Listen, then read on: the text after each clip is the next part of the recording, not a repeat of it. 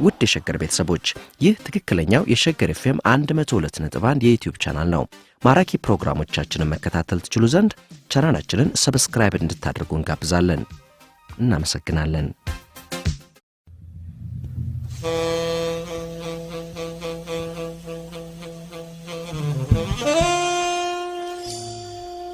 እነሆ መቆያ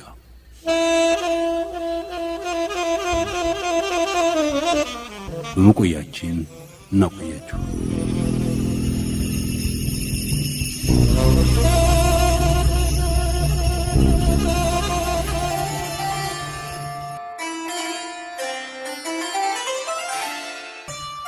ሁለቱ የሙሶሊኒ የጣር ዓመታት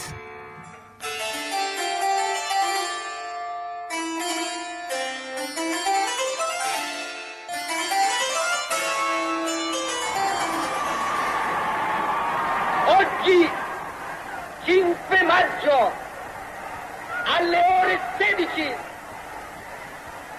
alla testa delle truppe vittoriose sono entrato in Addis Abeba. ድል አድራጊው ሰራዊታችን አዲስ አበባን መቆጣጠሩን ጀነራል ባዶሊዮ በቴሌግራም አስታውቆኛል። ለኢጣሊያ ዜጎችና ለዓለም ሕዝብ ሰላም መመስረቱን አውጃለሁ። ታላቋ ሮማ ታድሳለች። ኢትዮጵያ የጣሊያ ናት። Opposizione, l'Etiopia è italiana.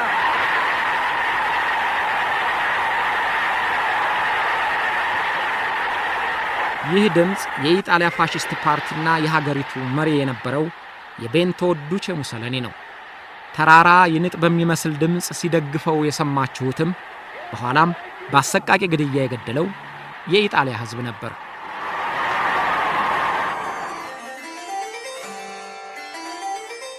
አልቆልኛል። ጀንበሬ ከስማለች። ሞከርሁ፣ ሰራሁ። ነገር ግን ሁሉም የተዘበራረቀ ድራማ መሆኑን ተረዳው። ከማንኛውም ጉዳይ ተገልዬ አሰቃቂውን ድራማ መጨረሻ እየጠበቅኩ ነው። ከእንግዲህ ወዲያ ተዋናይ መሆን አልችልም። የመጨረሻው ታዛቢ እንደሆንኩ ይሰማኛል።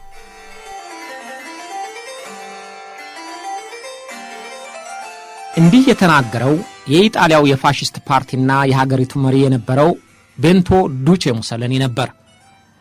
የሕይወቱ የመጨረሻዎቹ 2 ዓመታት ከፍተውበት ጭንቅና ስቃይ ሲንጠው የተናገራቸው የተስፋ መቁረጥ ቃላቶቹ ናቸው። ከ20 ዓመታት በላይ በሌሎች ላይ የሞትና የፍዳ መልእክተኛ ሆኖ የኖረው ሙሶሊኒ ተራው ሲደርሰው ፍርሃት አናወጸው። ባህር ተሻግሮ አህጉር አቋርጦ የሌላውን ሀገር ካልገዛሁ ብሎ ሕዝብ ያስጨረሰው ሙሶሊኒ የሞት ሽታ ሲሸተው የዳነ መስሎት ስተቴን ተረዳሁ አለ። ኢትዮጵያኖችንና ሊቢያኖችን በስለት እንዳላስጨፈጨፈ፣ በሳት እንዳላስቃጠለ፣ በስቅላት እንዳልቀጣ፣ በመኪና እንዳላስጎተተ የጥጋቡ ውጤት የሆነው ተጠያቂነት ለ2 ዓመታት ሲያባንነው ኖሮ ለመቃብር አበቃው። የሞት መልእክተኛው ሙሶሊኒ ሞትን ሲሸሽ የውርደት ሞት አሳዶ ማጅራቱን አንቆ ገደለው። በእርግጥ እንዳለውም የእርሱ ጀንበሩ እየጠለቀች ነበር።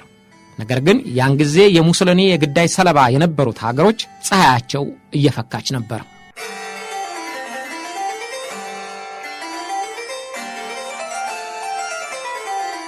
የዛሬው ጉዳያችን የሆነውን የሙሶሊኒን የመጨረሻዎቹ ዓመታት ከማየታችን በፊት ለነገራችን ማያያዣ ስለ ሙሶሊኒ ጥቂት ነገር እንስማ። ቤንቶ ዱቼ ሙሶሊኒ በልጅነቱ በጥባጭና አዋኪ ነበር። ተማሪዎች እየደበደበ በአስተማሪው ላይ ያላገጠ በማስቸገሩ ከ2 ትምህርት ቤቶች ተባረሯል።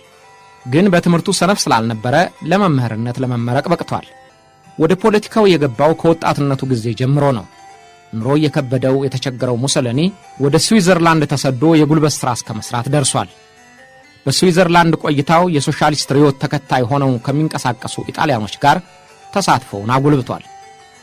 ከስዊዘርላንድ ተመልሶ የ2 ዓመት ብሔራዊ ውትድርና አገልግሎቱን ከፈጸመ በኋላ ሙሶሊኒ ጋዜጠኛ ሆነ።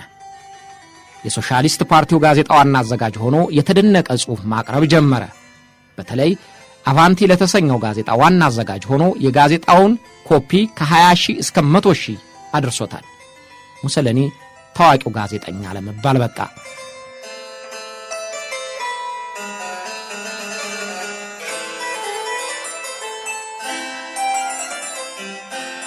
የሙሶሎኒ ህልም ግን ጋዜጠኝነት አልነበረም። ስለዚህ ጋዜጠኛነትን ለወደፊቱ ትልሙ መወጣጫ አደረገው።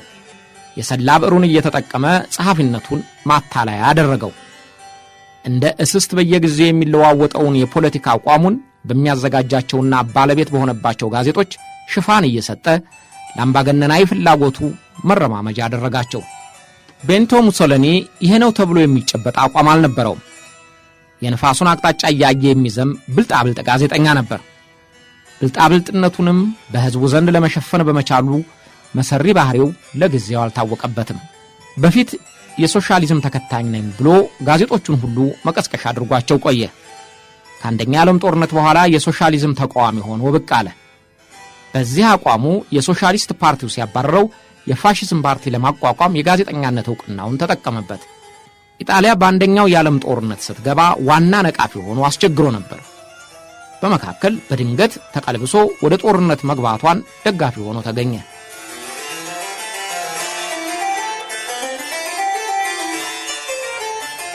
ሙሶሎኒ ስልጣን የያዘው በሰላማዊ ሰልፍ በተቀናበረ ኩዴታ ነው። አዲስ በመሰረተው የፋሽስት ፓርቲ ውስጥ አፋኝ ስኳዶችንና ካድሮችን መልምሎ ከሚላን እስከ ሮም የሚደርስ የኃይል ቅስቀሳ ለማድረግ ተዘጋጀ። ግሩም የተባለ ንግግር አዋቂነቱና ጋዜጠኛነቱ ብዙዎቹን ወጣት ኢጣሊያኖች ለማሰለፍ ቻለ። ወጣትነት ለለውጥ መነቃቃትን ይፈጥራል። ስለዚህ ሙሶሎኒ ስልጣን በያዘው መንግስት ላይ እንዲደረግ በጠራው ሰልፍ ሮም ተጥለቀለቀች። 3 ቀናት በተደረገው ሰልፍ የጠቅላይ ሚኒስትር ሉጂ መንግስት ተባረረ። በመጨረሻ የብሔራዊ ፋሲሽን ፓርቲ ሊቀመንበር ሙሶሎኒ መንግስት እንዲያቋቁም ንጉሱ ቪክቶር አማኑኤል ጥሪ ያቀረቡለት። በዚህ መንገድ የተቆናጠጠበትን ስልጣን ከ20 ዓመት በላይ ቆየበት። ስልጣን እንደያዘ ተቃዋሚዎች መግደልና ማሳደድ ጀመረ። ተቃዋሚ ፓርቲዎቹን አገዳቸው። ነፃ ፕሬስ ብሎ ነገር አላቅልህም አለ። የሚኒስትሮች ምክር ቤት ሊቀመንበርነቱን የኢጣሊያ መንግስት መሪ በሚል ስያሜ ለወጠው። አለባበሱንም ከወታደርነት ያለፈ ስልጠና የሌለው ሙሶሎኒ የጀነራልነት ማዕረግ ያለው ወታደራዊ ዩኒፎርም መልበስ ጀመረ።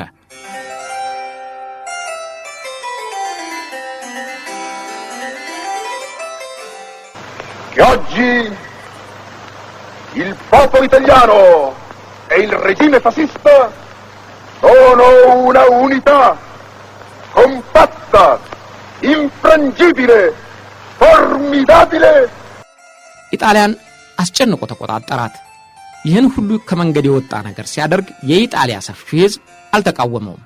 እንዲያውም አወካለት፣ አጨበጨበለት። በሚናገርበት መድረክ ሁሉ በብዙ ሺህ የሚቆጠር ሕዝብ እየተሰበሰበ ወደር የሌለው አድናቆት አጎረፈለት። በሚሄድባቸው መንገዶች ሁሉ ኢጣሊያኖች እየተሰለፉ ዱቼ ዱቼ እያሉ አሞገሱት። እንደ ተአምረኛ ፖለቲከኛ ተቆጥሮ ተጨበጨበለት። ያ ሕዝብ ለሙሶሎኒ ጥፋት አስተዋጽኦ አላደረገም ለማለት ሳያስቸግር አይቀርም። Noi vogliamo difendere qualunque contenti la Valle del Po. Noi vogliamo che la Valle del Po resti repubblicana. Nell'attesa che tutta l'Italia sia repubblicana. Il finale della rincappa. ኢትዮጵያን ሲወር የኢጣሊያ ሕዝብ ባርናቆት የወንድ ወንድ ሲል ግፋ ብሎታል። ከጀርመን ጋር የአክሲስ ጦር ጓደኝነት ሲጀምር ታምረኛው መሪ እያለ አፏጭቶለታል። የቫቲካኑ ሊቀ ጳጳስ ሳይቀር አሞካሽተውታል። ቃሉን እንደ ቅዱስ ቃል ተቀብለውታል። ካንተ ፊት እንሞታለን ብለው ፎክረውለታል። የኢጣሊያ ሕዝብ እንደዚያ ያሞገሰው መሪ በኋላ ግን አንድም ወዳጅ አላገኘም።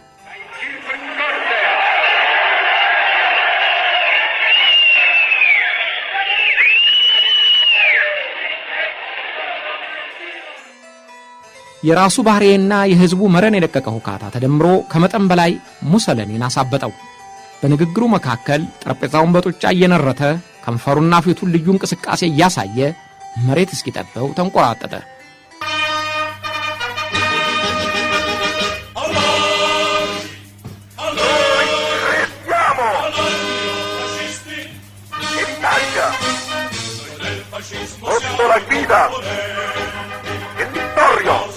Inquadrata tutte le sue formazioni rivoluzionarie.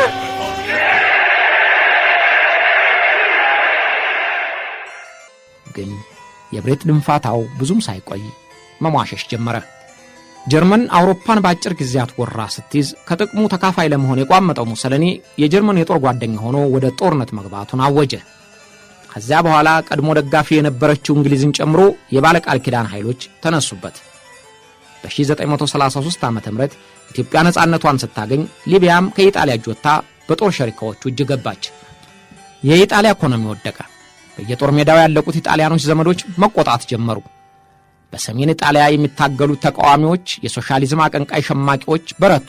ሀገሪቷ ወደ ቀውስ እያመራች መሆኗን ሲረዳ በአደባባይ የዘፈነለት የኢጣሊያ ሕዝብ ፊቱን አዞረበት። ዝመት፣ ታጠቅ፣ ግደል፣ ጀግናው፣ የእግዚአብሔር መልእክተኛ ይሉት የነበሩት ጣሊያኖች ግንፍልተኛ ወዳጅነታቸውን በጥላቻ ለወጡት። ክፉ ቀን ሲመጣ አዝማሚያውን እያዩ የሚዘሙ ወዳጆችን መኖራቸው ያለ ነውና ታማኞቹ ሳይቀሩ አስነዋሪ ምግባሩን እየጠቀሱ አምባገነናዊ ባህሪውን እያጎሉ የኢጣሊያ አጥፊ መሆኑን በይፋ ይቀሰቅሱበት ጀመር።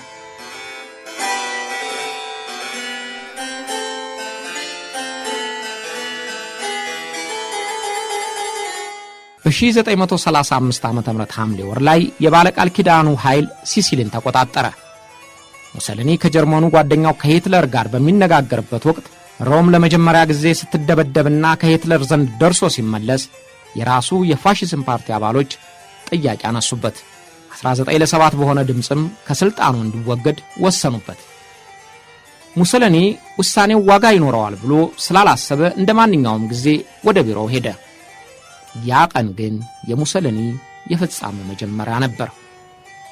ምክር ቤቱ በወሰነ በማግስቱ ንጉሡ ቪክቶር አማኑኤል ሙሰሊኒን ጠሩት። እንደ ድሮው ጥቁር ሸሚዝ ለባሾች በተጠንቀቅ ቆመው ሰላምታ ሰጥተው አልተቀበሉትም። መሬቱን ተጸይፎ ደረቱን ገልብጦ በድል አድራጊነት መንፈስ የሚራመደውና ንጉሡን ሳይቀር በስሩ አድርጎ የነበረው ሙሰሊኒ ከቁም ነገር ሳይቆጠር ዝናብ እንደመታት ውሻ ተሸጉቦ ወደ ቤተ መንግሥቱ ገባ። ሙሰሊኒ የወሬና የነገር ማሳመሪያ ምላሱን በንጉሡ ዘንድ ሞገስ ለማግኘት የመጨረሻ ጥረቱ ለማድረግ ሞከረ። ግን የምላሰኛ ሰው ውሸት አንዴ ከታወቀ በኋላ እንኳንስ የሚያምነው የሚያዳምጠው አያገኝምና ንጉሡ ንግግሩን አቋረጠበት። ወዲያው በኃይለ ቃል ማርሻል ባዴሊዮ መንግሥት እንዲያቋቁም መታዘዙን፣ ሙሰሊኒ ሥልጣን እንዲያስረክብ መወሰኑን አስታወቀው። የሳቀችለት ዓለም ፊቷን ማዞር ጀመረች። ያዳቆነው ሰይጣንም ሳያቀሰው ተለየው።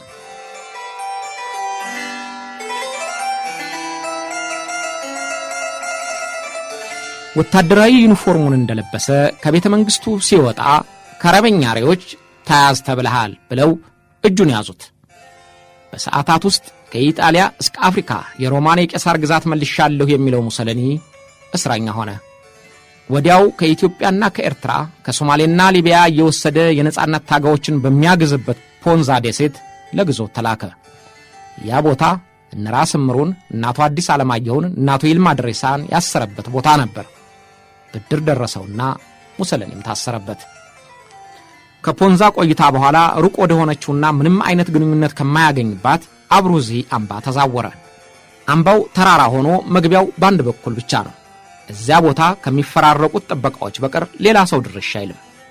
በአብሩዚ አምባ ግዞት ላይ እንዳለ በሰሜን ኢጣሊያ ካምፕ የነበራቸውን ጀርመኖች ሙሰሊኒን ከእስር ቤቱ እንዲያወጡት ሂትለር አዘዘ። የጀርመን ኮማንዶዎች በፓራሹት ዘለው ሙሰሊኒን ነፃ ካወጡት በኋላ ሂትለር ወዳለበት ወደ ሚዩኒክ ወስደው አገናኙት። ሙሰሊኒ የነፍስ አባቱ አድርጎ ባየው ሂትለር ፊት ተሽቆጥቁጦ ታየ። ሙሰሊኒ ከዚያ በኋላ ጡረታ ለመውጣትና ከሁሉም ነገር ለመራቅ ፈልጎ ነበር። የጤናውም ጉዳይ አላመችህ ብሎታል። ግን ሂትለር አልፈቀደለትም። ሂትለር የሚፈልገው ወደ ኢጣሊያ ተመልሶ ሌላ ፓርቲ አቋቁሞ መንግሥት እንዲመሰርት ነበር።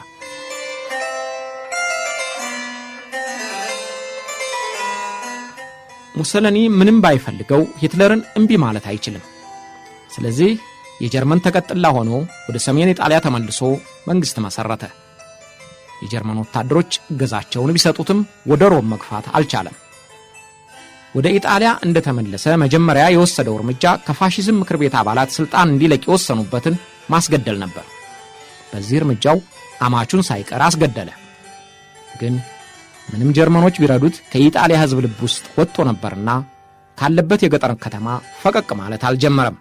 በዚያ ላይ የአሜሪካ ኃይል የኢጣሊያን ከተሞች መቆጣጠር ጀመረ። ለ2 ዓመታት በጭንቅ ላይ ያለው ሙሰሊኒ በከፋ ጣር ውስጥ ገባ። ከዚያ ወዲያ አማራጭ አድርጎ የወሰደው ሀገሩን ለቆ ወደ ስዊዘርላንድ መሰደድ ብቻ ነበር።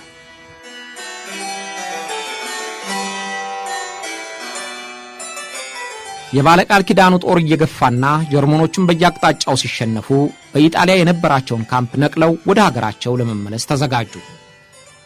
ሙሰሊኒም ወደ ስዊዘርላንድ ለመመለስ ከጀርመን ወታደሮች ጋር ተዘጋጀ። ጥቂት የፋሽስት ደጋፊዎች አብረውት ተነሱ። ፍቅረኛው ክላራ ፔታችም ከወንድሟ ጋር አብረዋለች። ከሚላን ተነስተው በጀርመን መኪኖች ታጅበው ጉዞ ጀመሩ። ዕለቱም ሚያዝያ 17 1937 ዓ.ም ነበረ።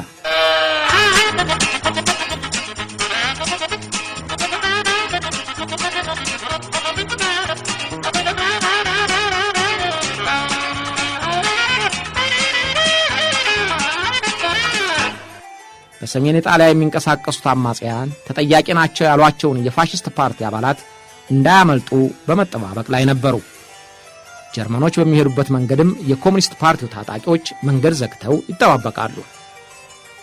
ከንጋቱ 1 ሰዓት ሲሆን ማስ አካባቢ ሲደርሱ አማጽያኑ መንገዱን ዘግተው ታገኙ። የጀርመኑ መቶ አለቃ ከአማጽያኑ 52ኛው ብርጌድ አዛዥ ጋር ተደራደረ። ጀርመኖቹ መንገዳቸውን እንዲያልፉ ሲፈቀድ አንድም ኢጣሊያዊ ማለፍ እንደማይፈቀድለት ተስማሙ። የጀርመን ወታደሮች ሙሰሊኒን ሊደብቁት ሞከሩ። ከላይ የማዕረጉን ኮት አስወልቀው የጀርመን ወታደር ኮት አልብሰው የብረት ቆባ ጠለቁለት። ያንን ኬላ በሰላም አለፉ። ደንጎ ላይ ግን ሌላ ፍተሻ ጠበቃቸው። ሙሰሊኒ ያንን ፍተሻ ሊያልፍ አልቻለም። ኮቱን ቢቀይርም ያልቀየረው የጀነራሎች ባለቀይ ጥብጣብ ሱሪ ምናልባት አስጠርጥሮት ይሆናል፣ ወይም ምንም ቢደበቅ ከኢጣሊያኖቹ ለመሰወር አስቸጋሪ ስለሆነ ይሆናል። ሙሰሊኒ ተያዘ። በየቦታው እያሳደደ ያስገድላቸው በነበሩ የኮሙኒስት ፓርቲ አባላት እጅ ወደቀ። የሂትለር ወዳጅ ጨካኙ ሙሰሊኒ እጁ ተያዘ። መቼም አምባገነንና ጨካኝ ገዢዎች ቆራጥነታቸውና ጀግንነታቸው ሌላውን ሲያስገድሉ እንጂ የጦሩ ጫፍ ወደ እነሱ ሲዞር መራዳቸውና መንቀጥቀጣቸው በተደጋጋሚ ታይቷል። ሞትን ፈርተው ለመኖር ያላቸው ፍላጎት መጠንና ይሉኝታ የለውም። ካለ ሂትለር በቀር ከዚያ ወዲህ በየቦታው የበቀሉ ጨካኝ መሪዎች ሞት ምን ያህል እንደሚያንቀጠቅጣቸው በእኛው ዕድሜ እንኳን ብዙዎችን አይተናል። ሙሰሊኒም የሚፈራውን ሞት ሲሸሽ ተያዘ። ፍቅረኛው ፔታችም ወንድሟም ተያዙ።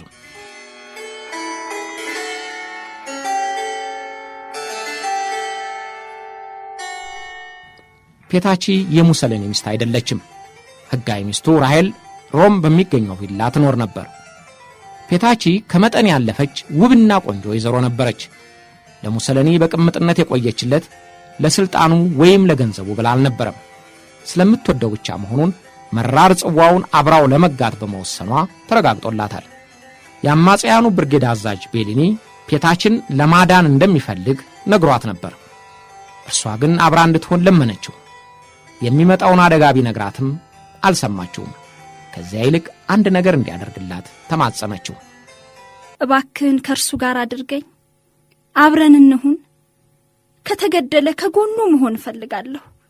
እስከ መጨረሻው ከእርሱ ጋር መሞትሻለሁ አለችው። የብርጌዱ አዛዥ ቤሊኒ በፔታቺ ጽናት ደነቀው፣ አከበራትም። እንደ ፍላጎቷም ሙሰሊኒ ከታሰረበት ቤት ወስዶ አብራው እንድትሆን አደረጋት። ያችንም ሌሊት ሁለቱ ፍቅረኛሞች የነገውን ሞት እየተጠባበቁ አደሩ።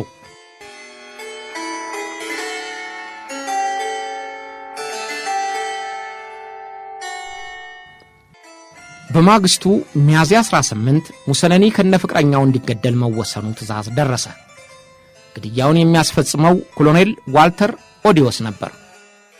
ኮሎኔሉ ሙሰሊኒና ፍቅረኛው ወደ ታሰሩበት ክፍል በርግዶ ገባ። ልክ ሙሰሊኒ እንደሚያዘው አይነት የሄደበትን ምክንያት በቀጥታ ነገራቸው። የመጣሁት እንድገድላችሁ ነው አላቸው። ወዲያው ከታሰሩበት ክፍል አውጥቶ ከመኪና ላይ ጭኖ ጥቂት ርቀት ወሰዳቸው። ከመገዳያ ቦታቸው ሲደርሱ ከመኪና እንዲወርዱ ታዘዙ። ወደ መገዳያቸው ባዶ ስፍራ ፈቀቅ እንዲሉ ሲታዘዙ ፔታቺ በፍቅረኛዋ በሙሰሊኒ ሰውነት ላይ ተጠምጥማ አልላቀቃለች። 2 ጥይቶች ተከታትለው ተተኮሱ። ቆንጆዋና ቆራጧ ፔታቺ ዘፍ ብላ ወደቀች። ደረቷንና ባቷን ወለል አድርጎ የሚያሳየው ጥቁር ጉርድ ቀሚሷና ሸሚዟ በደም ተነከረ። እንደዚህ አይነት አለባበሷን በደስታ ጊዜም ተወደው ነበር። ስትሞትም እንዳማረችና ሙሽራ እንደመሰለች ነበር። ሙሰለኒ ፔታቺ ለፍቅር ስትል በደም አላባ ተነክራ እፊቱ ስትወድቅ ራሱን መቆጣጠር አልቻለም። ሸሚዙን ተርትሮ ያውልህ ደረቴ አለው። ኮሎኔሉ ጊዜ አልፈጀም። ወደህ ነው በሚል ስሜት በሽጉጥ ደረቱን ገመሰለት። ሙሰለኒ ወደቀ፣ ግን አልሞተም። ኦዴስ ተንፋሽ እንዳለው ሲያውቅ ደረቱ ላይ ደገመው። ሙሰለኒ በ62 ዓመቱ ጸጥ አለ። የጦር ምርኮኞቹን የዓለም አቀፍ ሕግ እየጣሰ ግደሏቸው ይል የነበረው ሙሰለኒ፣ በሰላም እጃቸውን የሰጡትን ፍጇቸው ይል የነበረው ሙሰለኒ ተማርኮ ተገደለ። ያን ዕለት ምሽት ሌሎችም 13 የፋሽስት አባላት በጥይት ተደብድበው ተገደሉ። This is Il Duce's last crowd scene. Partisans have dumped his body in the main square along with the corpses of his mistress and his henchmen.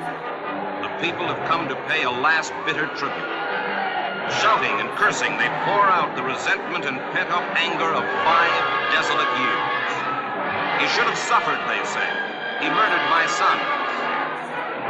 Let us see them, they shout. We have a right to see them. No one, Mussolini had once said, can defy fate. Everyone dies the death that befits his character.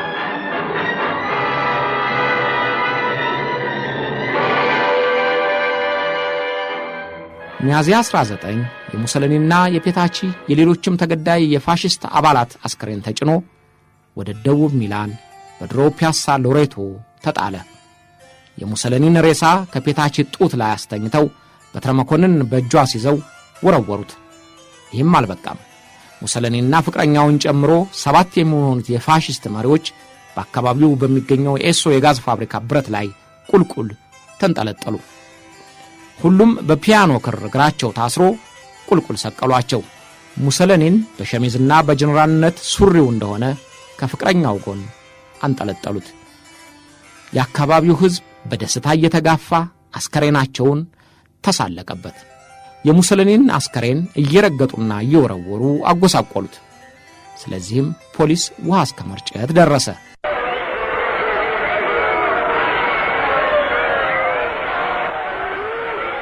የኢጣሊያ ሕዝብ በአንድ ወቅት ያጨበጭብለትና ይሰግድለት የነበረው ሙሰለኒን አስከሬን ተፋበት። አደባባይ ካፍ እስከ ደገፉ ሞልተው ጮቤ የሚረግጡለትን መሪያቸውን መቋሚያ እስከሚጠባቸው እየተጋፉ አስከሬኑን ለማጎሳቆል ተመሙ። ዓለም እንዲህ ያለም ነገር ሞልቷታል።